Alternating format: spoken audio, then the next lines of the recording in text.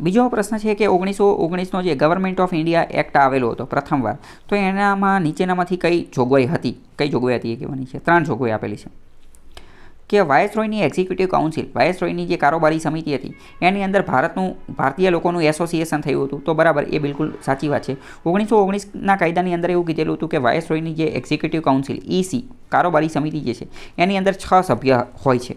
એ 6માંથી 3 સભ્ય એટલે કે 50% સભ્ય કોણ હશે? તો કે 3 સભ્ય, 6માંથી 3 સભ્ય જે છે એ ભારતીય હશે. એટલે કે ભારતીયનું એક રીતે વાયસરોયની કારોબારી સમિતિની અંદર આગમન થઈ ગયું હતું. એ વાત સાચી છે? તો કે આ સાચી છે. પરંતુ આ 3 સભ્યમાંથી કોઈ એક સભ્ય કમાન્ડર ઇન ચીફ નહીં હોઈ શકે. Commander in CIC, commander in chief એટલે કે આર્મીનો જે વડો જે છે એ તો બ્રિટિશનો વ્યક્તિ જ દેશે, એ ભારતીય બની શકશે નહીં. પણ ઇન શોર્ટ 50% વ્યક્તિઓ કારોબારી સમિતિની અંદર બની ગયા હતા. પહેલું સાચું છે. બાયકેમરલિઝમ એટલે કે દ્વિગૃહ, ઉપલું ગૃહ અપર હાઉસ અને લોઅર હાઉસ એની સ્થાપના કરવામાં આવેલી હતી. તો એ વાત પણ સાચી છે. 1919 અંતર્ગત બાયકેમરલિઝમ બનાવેલું હતું. ત્રીજા નંબરનું કમ્યુનલ રિપ્રેઝન્ટેશન, શીખ લોકોને, ઇંગ્લિશ લોકોને, અંગ્રેજોને, યુરોપિયન લોકોને જે કમ્યુનલ રિપ્રેઝન્ટેશન એમની માટે અલગ મતદાર મંડળો બનાવેલા હતા. મુસ્લિમ લોકો માટે, શીખ લોકો માટે અને જે ઇંગ્લિશ લોકો માટે અલગ મતદાર મંડળોની સ્થાપના કરેલી હતી. તો એ વાત પણ સાચી છે. 1919માં આ બધી વસ્તુ જે છે એ કરેલી હતી. તો 3 વિધાન સાચા પડશે. અહીંયા હું તમને થોડી વાત કહી દઉં કે 1919નો કાયદો શું કહેતો હતો એ બધી વસ્તુ અહીંયા આપણે થોડું સમજીએ. પરંતુ એની પહેલાં આ એક બીજો પ્રશ્ન પણ UPSCમાં પૂછાયેલો છે, એ આપણે જોઈ લઈએ કે 1919ના કાયદાની અંદર એક મહત્ત્વની વસ્તુ અથવા 1919ના કાયદાની અંદર સૌથી વધારે મહત્ત્વની વસ્તુ હોય ને તો એ કઈ હતી? તો સૌથી વધારે મહત્ત્વની વસ્તુ હોય તો એ હતી કે the jurisdiction of central and provincial government. 1919 પહેલાં શું હતું? બધી જ વસ્તુ સેન્ટ્રલાઇઝ હતી, એટલે કે માત્ર અને માત્ર એક રીતે કેન્દ્ર સરકાર જ હતી. પરંતુ 1919ના કાયદા અંતર્ગત કેન્દ્ર સરકાર અને રાજ્ય સરકાર બંનેને જે છે એ વ્યવસ્થિત વધારે મજબૂત બનાવી દીધું. બંને માટે એક રીતે બંધારણ બનાવી દીધું. કેન્દ્ર અને રાજ્ય બંને જે છે એ બનાવી દીધી. જોકે તોય એને ફેડરલ સ્ટ્રક્ચર નહોતું કીધું, એને કીધું હતું તો સેન્ટ્રલ સ્ટ્રક્ચર જ છે. પણ એક રીતે કેન્દ્ર સરકાર અને રાજ્ય સરકાર એટલે કે પ્રોવિન્શિયલ ગવર્મેન્ટ બનાવી દીધી. બંને માટેનું એક ડેડિકેટેડ બંધારણ બનાવી દીધું હતું. મુખ્ય જો ઉદ્દેશ્ય હોય 1919ના કાયદાનો તો એ કયો હતો? સેન્ટ્રલ અને પ્રોવિન્શિયલ ગવર્મેન્ટે જે છે એ બનાવી દીધું. પહેલું આ હતું. બીજું શું કર્યું? તો કે બાયકેમરલિઝમ. હવે જો રાજ્યની પણ અલગ, રાજ્ય અને કેન્દ્ર બંનેને પાવર દીધા, તો રાજ્યને પાવર આપ્યો તો શું કરવું પડશે? રાજ્યસભા બનાવવી પડશે. તો એક અપર હાઉસ અને લોઅર હાઉસ એવું પણ કરી નાખ્યું. તો આને તમે એવી રીતે યાદ રાખો. જો 1919 છે બરાબર, તો 2 વાર 1919 આવે છે. તો આ એક 19 અને આ એક ઉપલું ગૃહ અને નીચલું ગૃહ, એવી રીતે ઉપલું ગૃહ અને નીચલું ગૃહ જે છે એ બનાવેલું હતું.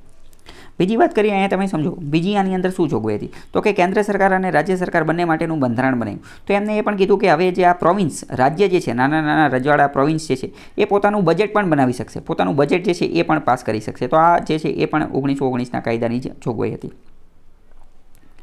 અહીંયા જો M લક્ષ્મીકાંતની બુક જે છે એની અંદર આ બધું ડિટેલમાં જ આપેલું છે. આ આખો કાયદો જે છે તો એ અહીંયા લખેલું છે, એ તમે જોઈ લેજો.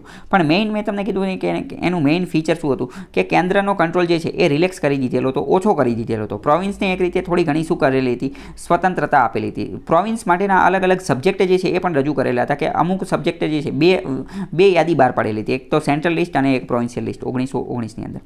પરંતુ આ જે પ્રોવિન્શિયલ લિસ્ટ હતું ને એની અંદર 2 પ્રકારના સબ્જેક્ટ રાખેલા હતા. એક તો રિઝર્વ અને એક તો ટ્રાન્સફર્ડ. જે રિઝર્વ હતા એની ઉપર માત્ર અને માત્ર વાયસરોય જે છે એ જ કામ કરી શકે, બીજા કોઈ કરી શકે નહીં. તો બીજી વાર આવા બધા પ્રશ્નો જે છે એ પૂછાઈ શકે. તો તમારે યાદ રાખવાનું. અલગ મતદાર મંડળો કોની માટે હતા? તો કે શીખ માટે, ભારતીય ક્રિશ્ચન માટે, એંગ્લો ઇન્ડિયન માટે અને યુરોપિયન લોકો માટે. આટલા લોકો માટે અલગ મતદાર મંડળો જે છે એ આપેલા હતા.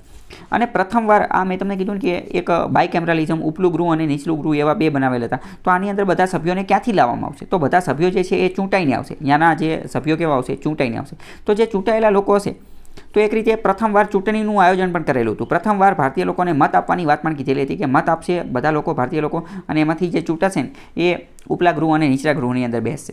પણ શું બધા જ ભારતીયોને મત આપવાની વાત કીધેલી હતી? તો કે ના, બધા ભારતીયોને મત નહોતું આપવાનું.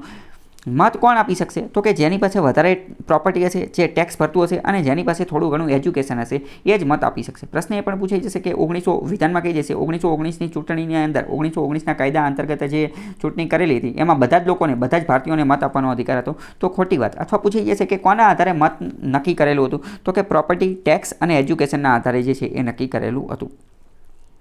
બીજું 1919ના કાયદામાં એક હાઈ કમિશનરની ઓફિસ બનાવવાની પણ વાત કરેલી હતી. હાઈ કમિશનરની ઓફિસ લંડનની અંદર બનાવવામાં આવેલી હતી. આ 1919નો કાયદો હતો ને એને એક રીતે મોન્ટેગ્યુ ચેમ્સફર્ડ કાયદો પણ કહેવામાં આવે છે. મોન્ટેગ્યુ ચેમ્સફર્ડ. આમાં જે મોન્ટેગ્યુ જે છે, મોન્ટેગ્યુ જે છે એ સેક્રેટરી હતો અને જે ચેમ્સફોર્ડ જે છે